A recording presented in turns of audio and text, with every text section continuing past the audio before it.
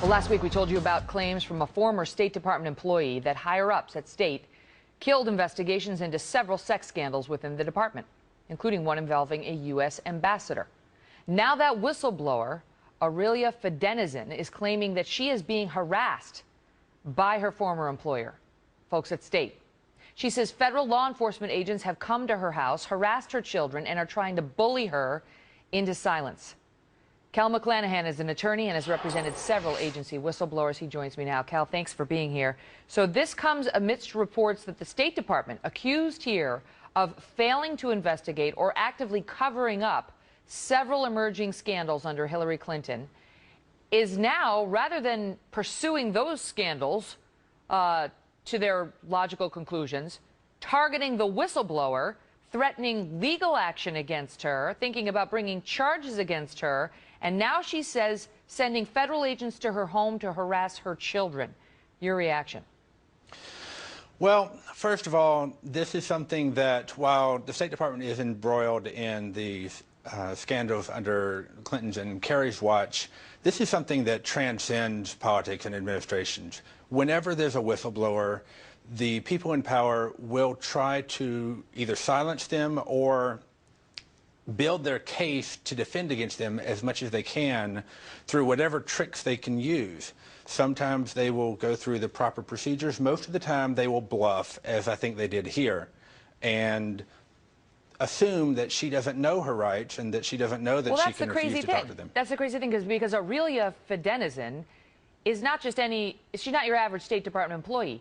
She was with the Inspector General's office. That's the group that does the investigations when wrongdoing is alleged. She says she investigated the wrongdoing. She found cover-ups. She put that in the report, and then the report got scrubbed. And that's when she went to members of Congress and to the news agencies and said, I'm telling you, there was a cover-up, and then they tried to cover up the cover-up, and I'm blowing the whistle on this. In response, Cal, she says, next thing she knew, 2 officers are showing up at her home, harassing her children, demanding to know their mom's place of work and her cell phone number now. She says they camped out for 4 or 5 hours. One of her children was a minor being questioned by these officers who are from State's Inspector General's office, the place she used to work. And her lawyer is saying this is outrageous. And I agree.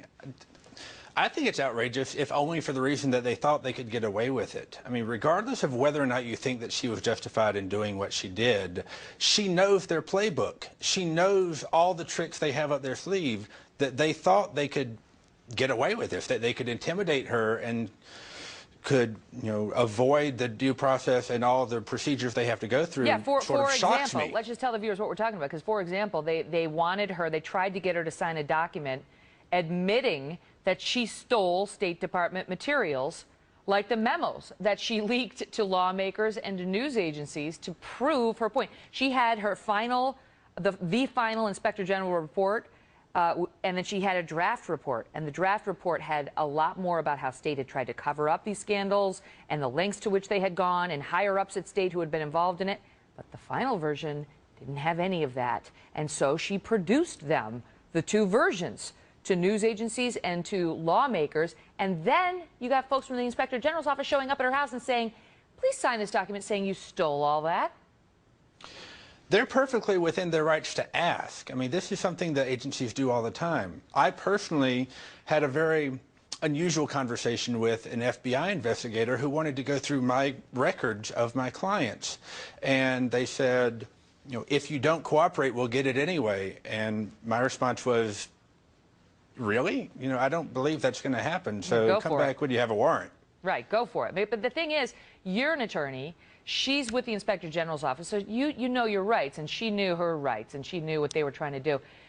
So many others don't know. And this type of overreach or bullying by the federal government, when you've got a whistleblower, because there are federal laws protecting whistleblowers. Let's be real. She's got protections if she's an actual whistleblower. Could be very intimidating. And we saw similar allegations being made with the whistleblowers from State who wanted to come out and talk about what really happened in Benghazi. That their lawyers came out and said they were threatened as well. I mean, the whistleblower laws are there for a reason, are they not, Cal? The whistleblower laws are a very good idea. Unfortunately, when you get into the realm of foreign relations and national security, they break down.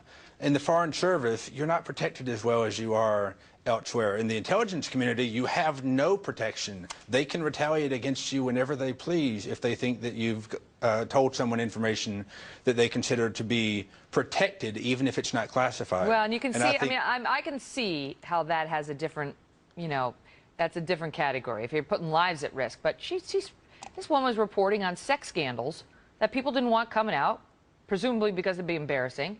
And it was her job to unearth them, and she did. She unearthed the fact that they'd been unearthed and then had been covered up. And now they're trying to shut her up, she says. In any event, we'll continue to follow this case and find out what happens to Aurelia. It'd be very interesting if instead of filing criminal charges or holding responsible those involved in these alleged scandals, they only go after the woman from the IG's office who tried to shed some light on it. Cal, thanks for being here. Thank you for having me.